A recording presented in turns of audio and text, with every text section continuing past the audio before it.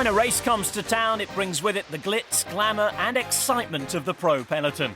Whilst thousands see this excitement, few see the months of work that goes in beforehand to ensure the race goes ahead. InCycle spent the day with Andy Hawes, route director for the Tour of Britain, as he and his team put the finishing touches to stage 3 of this year's Aviva Women's Tour.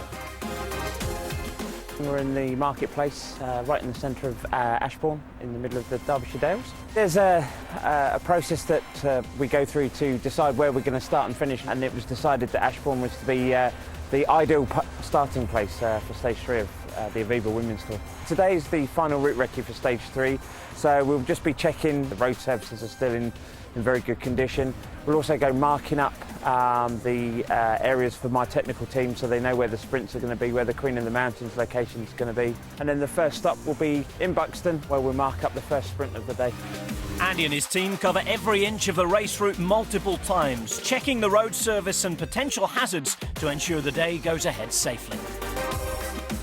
We just check in. Obviously there's some defects in the road. We can see that Derbyshire Highways have been round and marked it up, so they're marked up ready for repair. So they should be repaired and all fixed and complete by the time the race comes through in 4 weeks' time. This right turn, Duncan, will be one of the major holding points to stop the traffic coming into Buxton. So just need to get somebody up here as quickly as we can. So we're at the foot of the first Queen of the Mountains in Allport, just about to mark up where the technical signage is going to go. This is actually the longest climb on the whole of this year's Women's Tour, just over 4 kilometres in length. So it's going to be a good test for the women. It's a pretty steady climb up. It's around sort of between 6 and 8% all the way up. It's about 10%.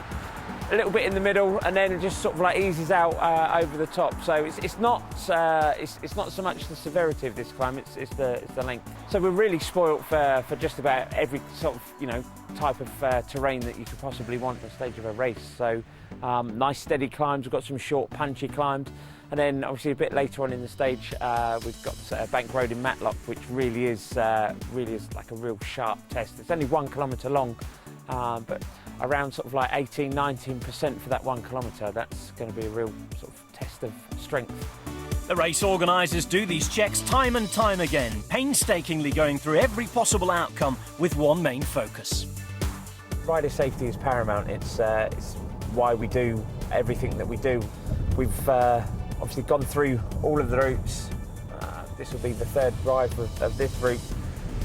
And every time we go through, we pick up new little bits and pieces. And this builds into a very comprehensive route risk assessment. We do look at everything, and it really is important for us to make sure that come the day, we've done absolutely everything that we can do to ensure that the rider's safety is the top priority of the day. With 2,000 metres of climbing and at over 100 kilometres in length, the Queen stage of this year's Aviva Women's Tour is a daunting one, with the last test waiting for the riders at the finish.